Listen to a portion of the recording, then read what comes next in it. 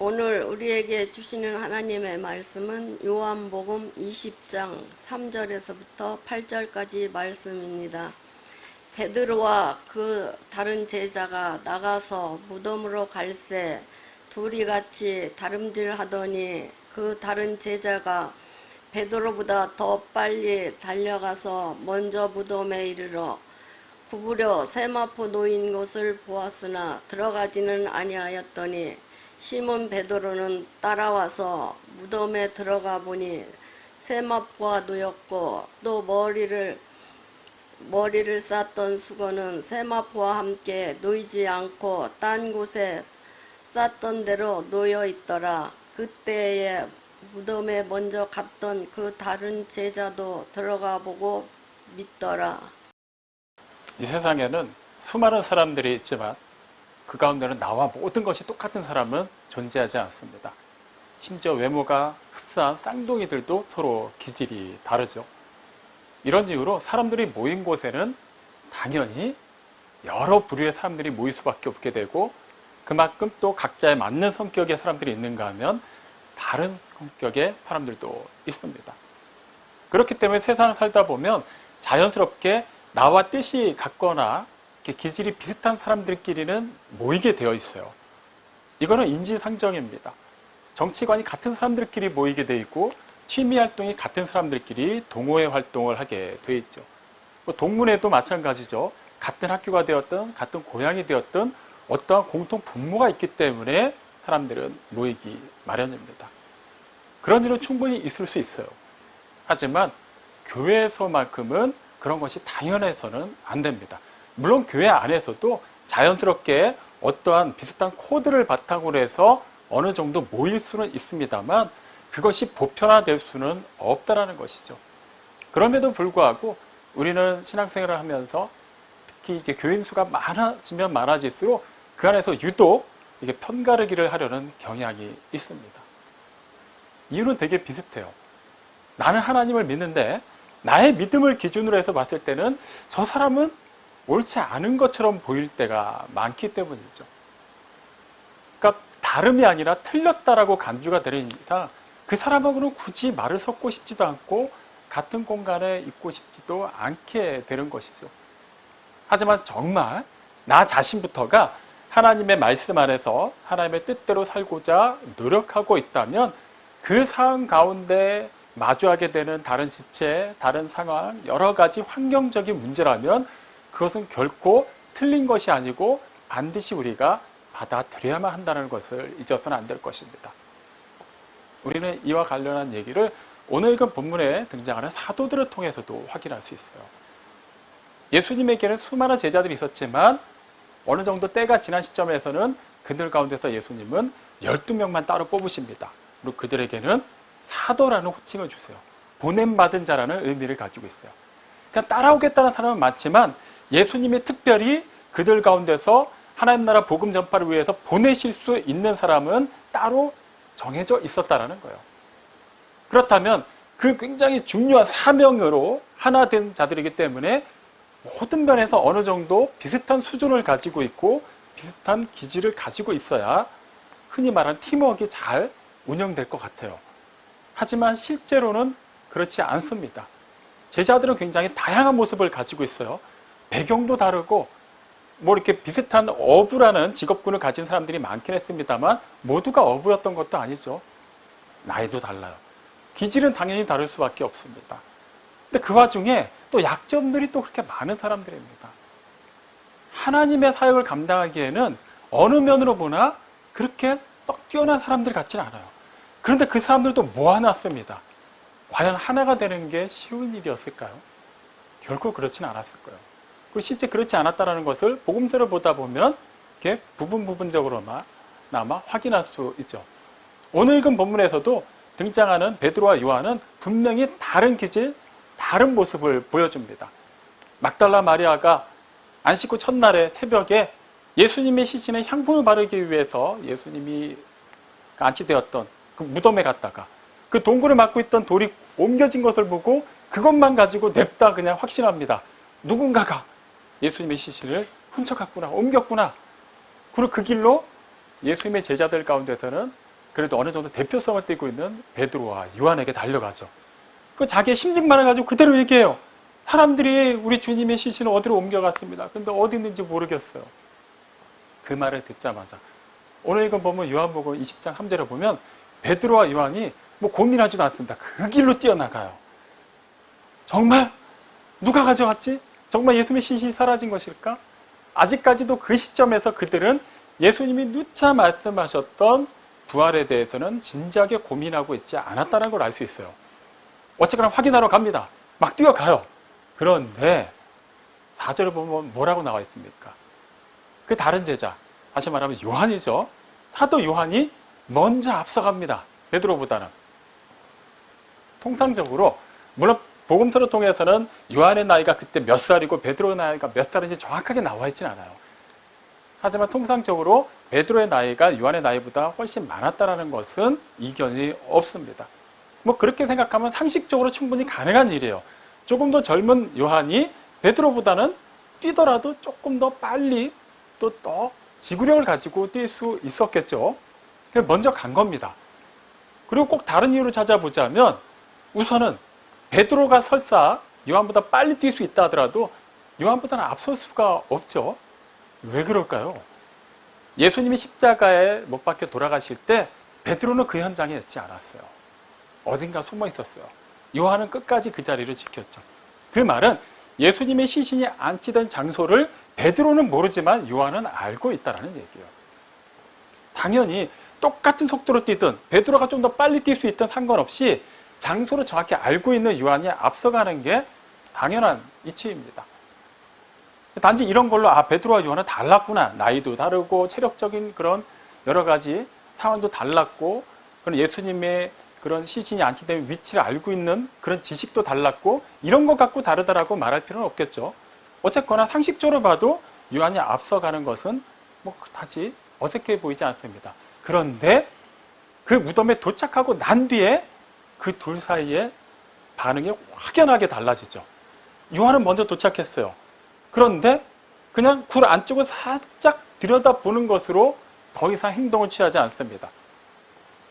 누차 말씀드린 것처럼 팔레스타인 지방의 그 당시 그런 무덤은 우리가 흔히 생각하는 것처럼 땅을 수직으로 파내린 무덤이 아니라 그런 바위 같은 데를 깎아서 동굴형으로 만든 무덤이기 때문에 그냥 어느 정도 고개만 숙이고 봐도 그 안이 다 보이는 정도였죠.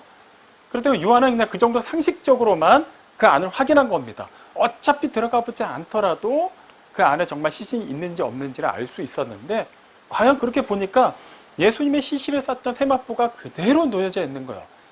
만약 시신이 있다면 세마포에 쌓인 상태 그 형체를 유지하고 있었겠죠.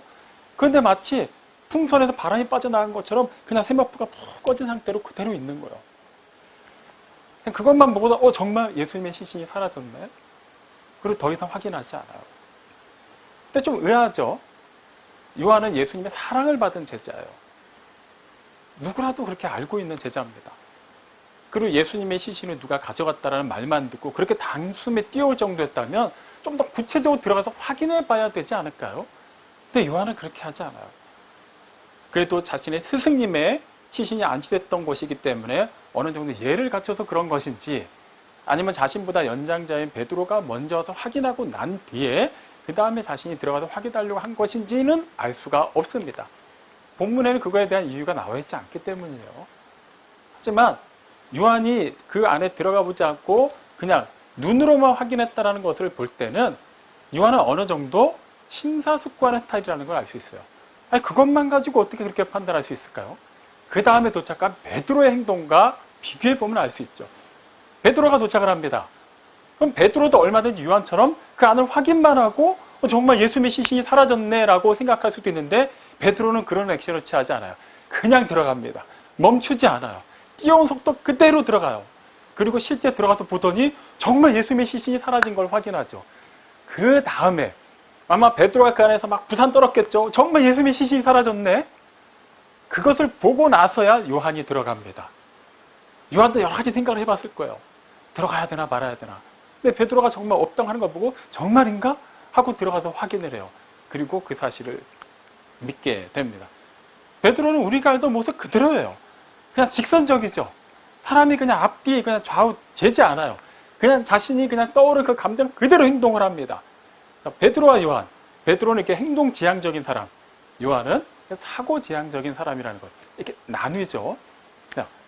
그러면 그 외에도 예수님의 그 사도들로 불리는 제자들은 또 10명이 더 있었잖아요. 이 시점에서 가룟 유다는 떨어져 나갔습니다만 어쨌거나 12명을 다 놓고 봤을 때는 베드로와 요한만 이렇게 달랐을까요? 그렇지는 않았겠죠. 다른 10명의 제자들도 그들의 나름의 기질이 다 있었을 겁니다. 그러면 이 두 사람만 놓고 봐도 이렇게 뭔가 다른데 나머지 10명의 제자들까지 합쳐서 다 이렇게 다른 사람들이 한 팀을 이뤘다. 그렇게 쉽지는 않았을 거예요. 자세하게 복음서에 기록되어 있지 않지만 그들은 예수님을 따르면서도 보이지 않는 그런 여러 가지 또 수싸움을 했을 것이고 또 자신의 뜻과 맞는 사람들끼리 그때그때 상황에 맞춰서 또 한 팀을 이루기도 했을 것이고 또 어쨌거나 자신과 좀 다른 사람에 대해서는 은연중에 판단하는 마음도 가지고 있었을 겁니다. 그럼 좀 의아하죠? 이왕이면은 다른 사람도 아니고 예수님의 제자인데 그 많은 제자들 중에서 보냄받은 자로 특별하게 뽑힐 정도의 사람들인데 그래도 어느 정도 수준이 좀 상황 평등화 되지 않을까요? 좀 이렇게 지적 수준도 이왕이면 높고 어느 정도 좀 자기 앞가림을 할 수 있고 사람들 사이에서 구설수에 오를 만한 그런 언행을 삼갈 수 있는 사람, 이왕이면 배경도 좀 그럴싸한 사람이 낫지 않을까요? 예를 들면 바나바나 바울 같은 사람을 아예 그때부터 예수님의 제자, 그 중에서도 사도로 뽑으셨다면 어땠을까요? 우리는 충분히 그렇게 생각할 수 있어요. 하지만 그들이 그렇게 여러 가지 연약함이 있고 심지어는 그 연약함 가지고도 서로 충돌하는 위치에 있음에도 불구하고 하나님의 뜻을 따라 부름받았다는 것을 우리는 분명히 알아야 말이에요. 일단 베드로와 요한만을 놓고 다시 비교해 볼게요. 그들은 이렇게 좀 뭔가 기질이 다른 것도 있지만 그렇다고 해서 요한은 굉장히 뭔가 이렇게 온순하고 조용하고 반면에 베드로는 막 불같고 꼭 그렇지도 않아요. 일단 베드로는 약간 불같은 성격이라고 흔히들 오해를 하죠. 그거는 그가 한 행동이 워낙에 좀 막 즉흥적이게 많다 보니까 그렇게 여겨지는 게 있어요. 대표적으로 예수님이 겟세마네 동산에서 붙잡히실 때 예수님을 지키기 위해 칼을 빼든 행동이 그 예라고 될 수 있어요. 하지만 그 전까지 기록된 내용들을 보면 꼭 그렇게 막 무지막대하게 막 불같고 굉장히 난폭한 사람으로만 볼 수는 없습니다.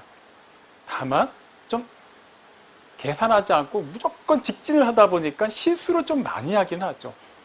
예를 들면 베드로 같은 경우는 제자들 가운데서도 좀 이렇게 앞장서는 거를 좋아하는 스타일이에요. 그러다 보니까 제자들이 모여있는 가운데서 어떤 말이 튀어나오고 어떤 행동이 튀어나올 때 늘 부각되는 인물은 베드로인 경우가 많습니다. 예수님이 한 번은 제자들을 모아놓고 물어보시죠. 자, 너희들이 이렇게 나와 함께 다니고 많은 사람들을 접하면서 사람들이 나에 대해서 뭐라고 하더냐? 한번 들은 대로 한번 얘기해봐라.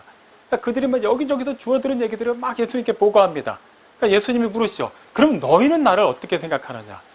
베드로가 그냥 앞장서서 얘기하죠. 주는 그리스도시요 살아계신 하나님의 아들이십니다. 엄청난 믿음의 고백을 해요. 실제 예수님께 칭찬을 받습니다. 여기까지는 좋아요. 아마 그들 어깨가 으쓱했을 겁니다.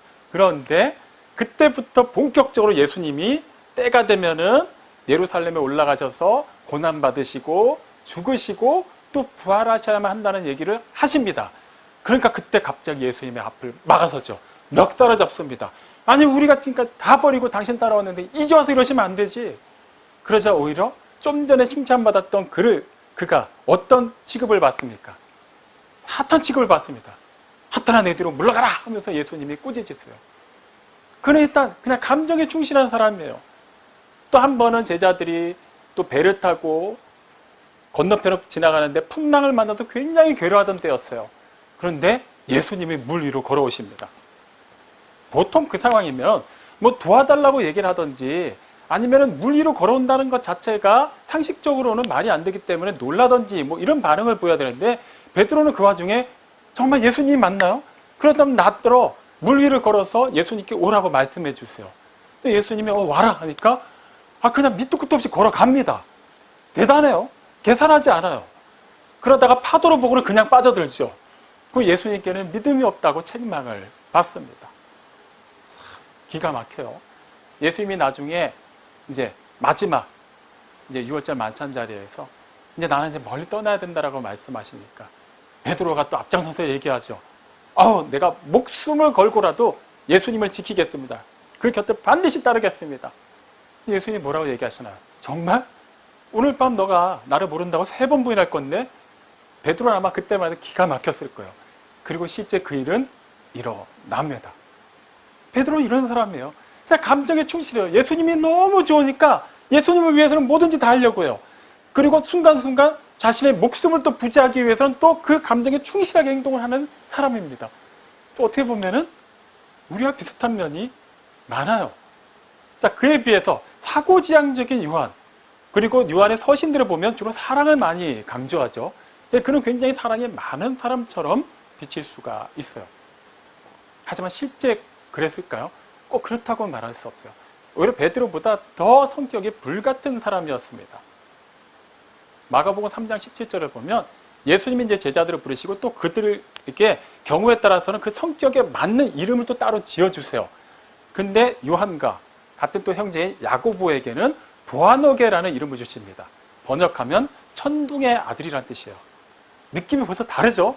뭔가 굉장히 다혈질이고 뭔가 빵 하고 터질 것 같은 그런 뉘앙스가 담겨 있어요. 실제 그 의미 그대로 그들은 성격을 보여줍니다. 누가복음 9장 54절에 보면 그 이전에는 예수님이 이제 막 전도여행하는 가운데 사마리아 지역을 간 내용이 기록되어 있어요. 유대인으로서 사마리아인들과 접촉한다는 것부터가 그 당시로서는 편견을 깬 겁니다.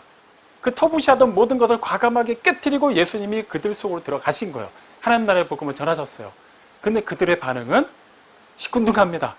예수님의 가르침, 하나님 나라 복음을 받아들이지 않아요. 그래서 이제 그 마을을 떠나시는데 야고보와 요한이 막 씩씩대고 얘기하는 거예요. 예수님, 우리가 하늘에서 불을 내리게 해서 저 사람들 다 불태워버릴까요? 지금 이게 예수님을 믿지 않는 사람들 가운데 좀 성격이 포악한 사람이 그렇게 했다고 하면 이해라도 할 수 있어요.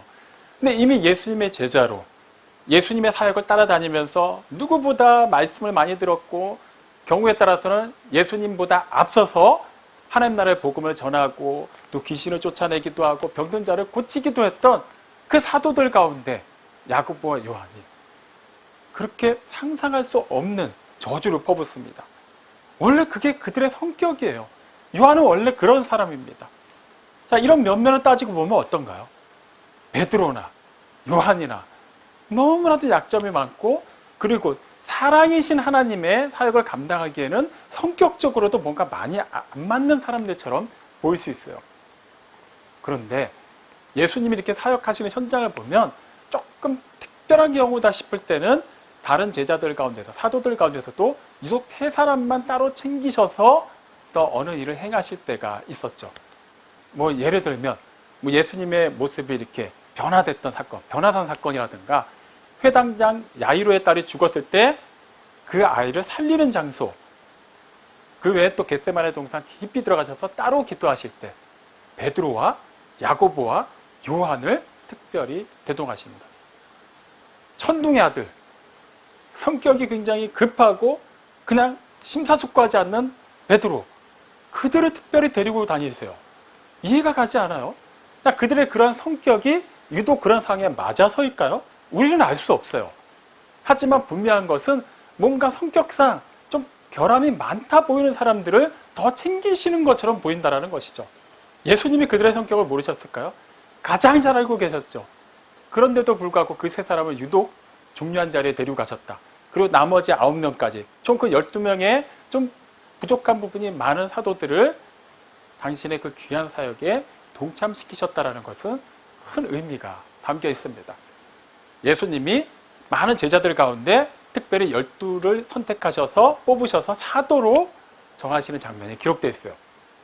근데 그 내용을 보면 어떤 기준을 가지고 그들을 뽑으셨는지 아무런 내용이 나와 있지 않아요. 제자들 가운데서 유독 뭐 믿음이 더 좋은 사람, 뭐 조금 더 배운 사람, 조금 더 충성도가 높은 사람, 조금 더 사람들 앞에서 좀 인지도가 많은 사람, 그런 기준 전혀 나와 있지 않아요. 근데 분명한 것 한 가지는 그 앞서 기록되어 있는 누가복음 6장 12절에 나와 있다는 것이죠. 그 그 전날 예수님은 따로 산으로 들어가셔서 밤을 새워가며 기도하셨어요. 그 내용이 전부예요. 그리고 그 다음날 아침에 12명의 사도를 뽑으신 겁니다. 무슨 기도를 하셨을까요? 내용 나와 있지 않아요? 하지만 한 가지는 우리가 알 수 있어요. 예수님은 제자들에게 기도를 가르쳐 주실 때 하늘아버지의 뜻이 하늘에서와 같이 땅에서도 이루어지기를 구하라고 말씀하셨어요. 예수님이 몸소 그 모든 것을 본으로 보여주셨죠. 다시 말하면 우리가 구체적인 내용을 알 수 없지만 예수님의 기도 내용이 하나님 아버지의 뜻을 구한 것만큼은 분명히 알 수 있어요.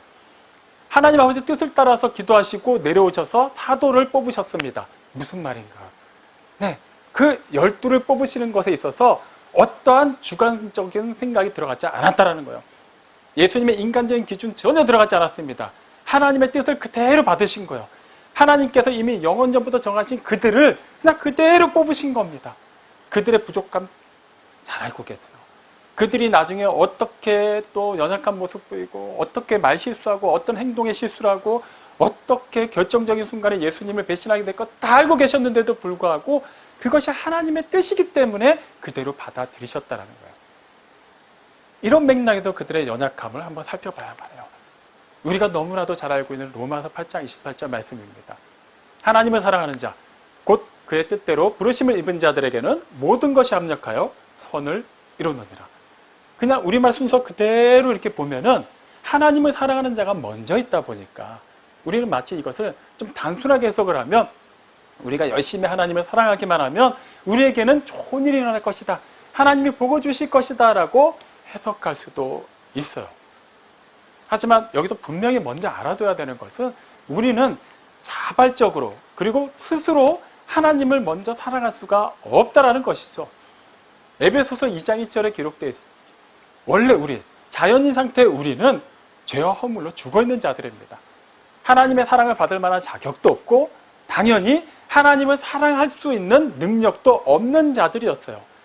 그런데 요한일서 4장 10절이 뭐라고 말하나요?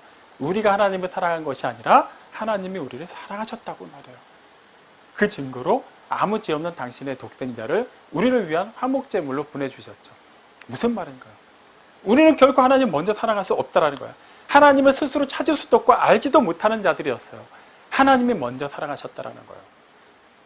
그러니까 우리가 하나님을 사랑한다, 하나님을 사랑하는 자라고 말할 때는 이것은 우리가 어떠한 하나님을 사랑할 만한 그런 능력을 가지고 있어서 그것을 조금 더 구체적으로, 조금 더 자세히, 조금 더 적극적으로 실천한 결과 그 다음에 하나님께서 모든 일을 잘 되게 해주셨다는 얘기가 아니에요. 곧 그 뜻대로 부르심을 입은 자들에게는 하나님의 뜻대로 부르심을 입은 것이 먼저 있다는 거예요. 이것을 로마서 8장 30절에서는 조금 더 구체적으로 자세하게 설명합니다. 하나님께서는 미리 정하신 자들을 부르시고 또 부르신 자들을 의롭다 하시고 의롭다 하신 자들을 영화롭게 하신다는 거예요. 이것을 거꾸로 한번 올라가 볼까요?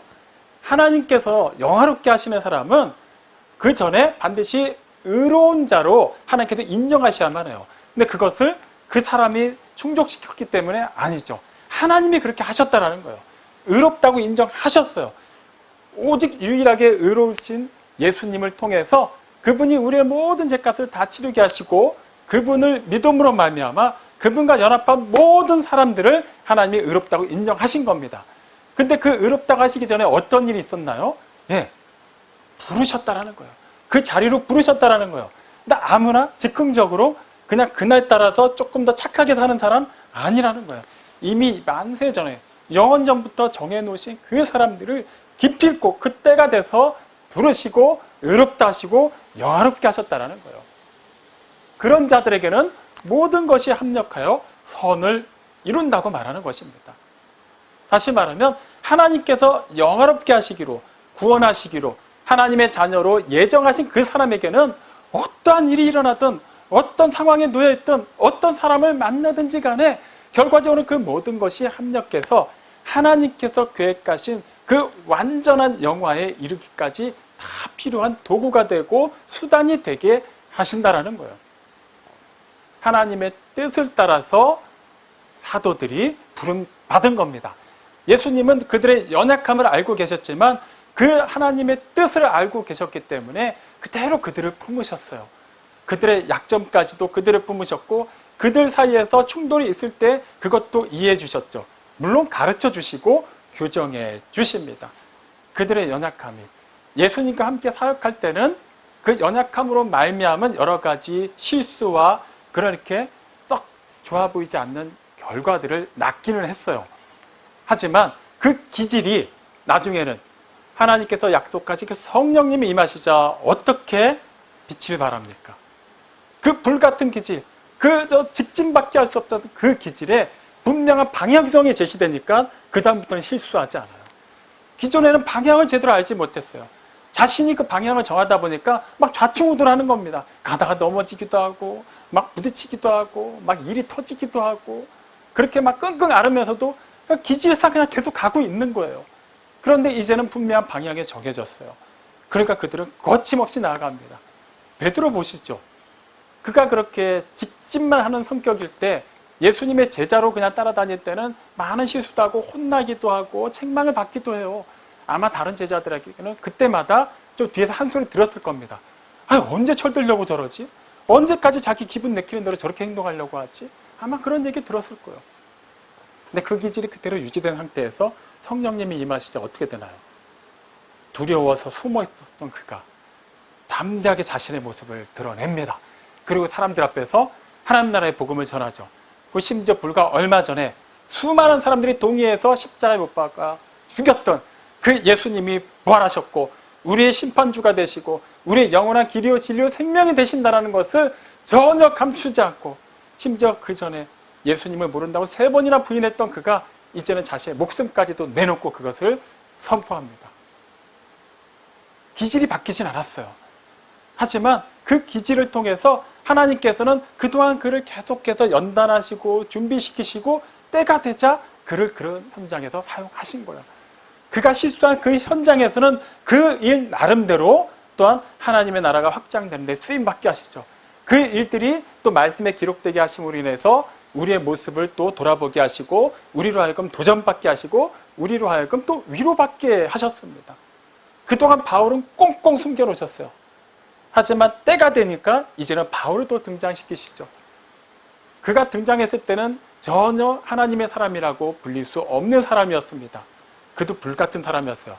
다만 베드로와 요한과 다르겠다면 그는 지식적으로 준비가 돼 있었고 어느 누구와 어느 지적인 대화를 나누더라도 물러섬이 없는 그런 충분한 그런 배경을 갖추고 있는 사람이었어요. 하지만 그 또한 방향이 잘못되어 있었죠. 그러나 그의 방향을 바로잡아주자. 어떻게 됩니까? 그가 가지고 있었던 그런 여러 가지 배경과 그런 여러 가지 바탕들이 빛을 발하기 시작해요. 하나님께서 정하신 때 하나님의 뜻이 그렇게 이루어지더라는 것이죠. 사도들은 그 때를 위해서 준비된 거예요. 왜 그 많은 사람들 중에 그들이었을까? 우리는 그거에 대해서 판단할 필요가 없습니다. 가장 선한 일을 이루시는 분, 결과적으로 그 모든 일들을 통해서 합력해서 선을 이루게 하시는 하나님의 뜻이 있기 때문에 이미 영원전부터 계획하신 일 반드시 이루시기 때문에 우리는 그 너머를 바라보면서 이것을 평가할 수 있어야 된다는 거예요. 이제 우리 자신에게 적용해 볼 필요가 있겠죠. 왜 저 사람은 똑같이 하나님을 믿는다고 하고 예수님을 나처럼 구세주를 영접했다고 하는데 왜 저런 생각을 하지? 왜 저런 말을 하지? 저런 행동을 하지?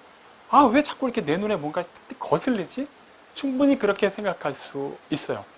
하지만 설교 초반에 말씀드린 것처럼 내가 먼저 하나님의 뜻 안에서 말씀을 따라 온전히 주어진 삶을 살아내고 있다면 심지어는 내 눈에 좀 과하게 표현해서 정말 마음에 들지 않고 거슬러 보이는 그 사람조차도 결과적으로는 나의 신앙이 자라가고 하나님께서 계획하신 그 영화의 단계에 이르기까지 반드시 동행하면서 나에게 무언가를 깨달음을 주는 도구이자 하나님의 뜻 가운데서 또 부르심을 받은 귀한 하나님의 지체라는 것을 잊어서는 안 된다는 거예요.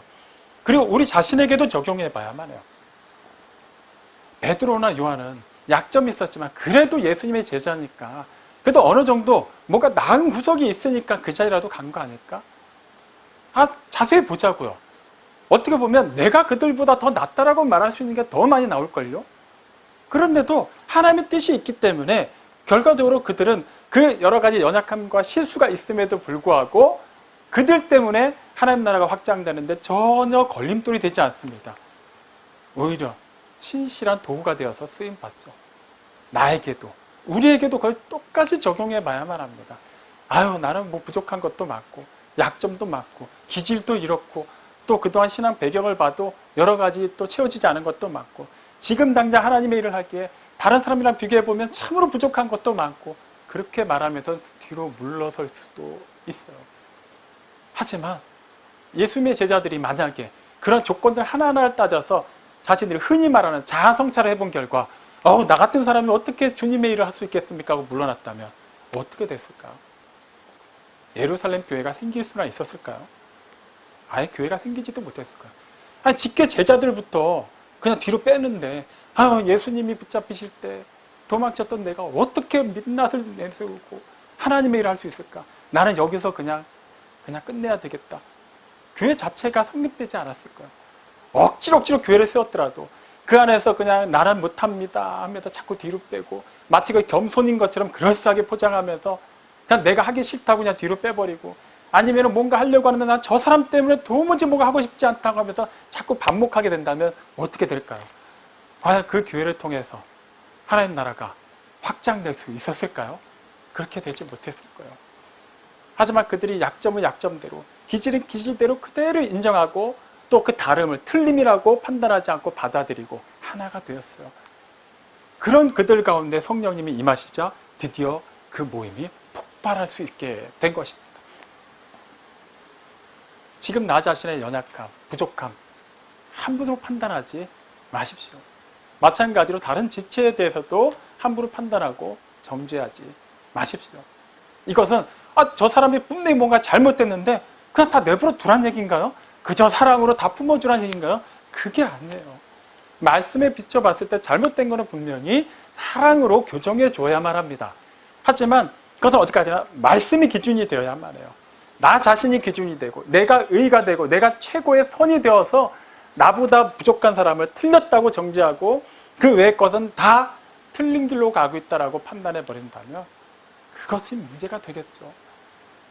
하나님께서 우리를 부르셨을 때 그 부르심에는 그냥 한번 불러놓고 보니까 얘는 되고 얘는 안 되겠다가 아니에요. 이미 예정하신 그 순서대로 그대로 부르시고 의롭게 하시고 영화롭게 하시는 겁니다. 반드시 이루어집니다. 하나님께서 계획하신 일이 이루어진다는 거예요. 데살로니가전서 5장 16절로 18절 유명한 말씀이죠. 항상 기뻐하라, 쉬지 말고 기도하라, 범사에 감사하라. 이것이 그리스도 예수 안에서 너희를 향하신 하나님의 뜻이니라. 잘 알아요. 그런데 우리는 이 말씀을 아멘으로 순종하면서도 이렇게 실천하는 데는 주저할 때가 많죠. 솔직히 말하면 늘 기뻐할 수만 없잖아요. 계속 기도하는 것도 질질 빠지죠. 아니, 감사할 일보다는 원망하고 불평이 나오는 일이 얼마나 많습니까? 아니, 내가 그렇다고 가식적으로 맨날 말로만 감사합니다 할 수도 없는 거고, 그렇다고 맨날 불평을 하지 않으니 이거 뭔가 캥기고 어쩌라는 얘기죠? 아니, 하나님이 이것이 그리스도 예수 안에서 우리를 향하신 뜻이라고 하면 이건 너무 우리를 힘들게 하시는 것 같은데요. 아니에요. 데살로니가전서 5장 24절에 뭐라고 기록되어 있냐면 우리를 부르신 하나님께서는 그 계획하신 모든 일을 반드시 다 이루신다고 말해요. 무슨 말인가요? 우리에게 항상 기뻐하라고 말씀하신 하나님께서는 그냥 인위적으로 억지로 기뻐하면 좋은 일이 일어날 것이다 라는 어떤 긍정의 힘을 얘기하신 것이 아니라 우리는 기뻐할 수밖에 없는 자들이라는 걸 깨닫고 기뻐하라는 거예요. 그러면 앞으로도, 그리고 이미 영원히 우리는 기뻐할 수밖에 없는 상황이 되어 있는 거죠. 그래서 계속해서 깨닫게 하시고 그렇게 이루실 거라는 거예요. 우리가 정말 기뻐하기만 하면 기뻐할 수밖에 없게 하나님께서 그 모든 것을 또 열어주신다는 겁니다. 우리가 정말 기도하기만 하면 정말 그 기도 응답이 이루어진다는 거예요. 하나님의 뜻을 따라서 기도하고 있다면, 하나님의 뜻이 하늘에서와 같이 땅에서도 이루어지기를 간절히 구하고 있다면 어떻게 우리에게 일어나는 모든 일이 합력해서 선을 이루게 하신 하나님께서 우리를 그대로 힘들게 내버려 두시겠냐라는 거예요. 그 좋은 일은, 모든 일은 우리가 생각하는 좋은 일만 있는 건 아니죠. 좋은 일도 있어요. 나쁜 일도 있어요. 좋은 사람도 있지만 나랑 뭔가 안 맞는 사람도 있어요. 의도적으로 나에게 해를 끼치려는 사람도 있고, 내가 정말 선하게 살려고 해도 환경과 상황 자체가 나를 그렇게 힘들게 할 수도 있습니다. 하지만 우리가 정말 하나님의 뜻이 이루어지고 있음을 믿고 그 뜻을 구하고 그 뜻대로 살아내고자 한다면 결과적으로 그 모든 것이 순수를 썼더라도 다 하나하나 맞춰져서 우리로 하여금 그 영화의 단계에 이르기까지 전혀 지체되지 않고 부족하지 않도록 이끌어 갈 것이라는 거예요. 그것이 우리를 향하신 하나님의 뜻입니다. 하나님의 뜻, 이러한 뜻은 결코 바뀌지 않습니다. 그렇기 때문에 우리도 하나님께서 강력한 의지를 보여주신 이상 나 자신에 대해서 그렇게 평가절할 필요가 없어요. 하나님의 자녀답게 떳떳하게 담대하게 자신에게 주어진 삶 살아내십시오. 어려운 일 닥친다고 해서 그때마다 쩌쩌매고 울고불고 하지만 말고 그래서 감정적으로 힘드니까 한탄할 수도 있어요. 울 수도 있어요. 잠시 머물 수도 있습니다. 하지만 그것이 끝이 되어서는 안 돼요. 길어질 필요는 없습니다. 털고 일어나십시오. 가야 될 길 가시기 바랍니다. 다른 사람들에 대해서 쉽게 판단하기보다 정말 그 사람이 거슬리고 마음에 안 드는 게 있다면 그 사람을 위해서 기도하세요. 기도하라고 하셨잖아요. 기도하라고 하신 이유가 무엇일까요? 열린다라는 거예요. 찾을 수 있다라는 겁니다. 구할 수 있다라는 거예요. 정말 하나님의 뜻을 따라서 구한다면 반드시 이루어집니다.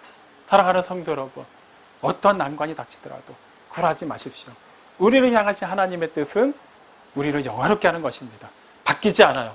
그 수준에 이르도록 예정된 사람에게는 모든 일들이 다 일어나더라도 그 어떤 나쁜 일조차도 다 선한 결과를 이끌어냅니다. 확신을 가지시고 이 말씀에 의지하여서 주어진 삶을 살아내십시오. 그렇게 하나님께서 영화롭게 하시기로 예정된 사람, 하나님의 자녀로서 이미 구원받은 자의 그 정체성에 맞는 삶을 살아내는 우리 모두가 되기를 주님의 이름으로 축원합니다. 아멘.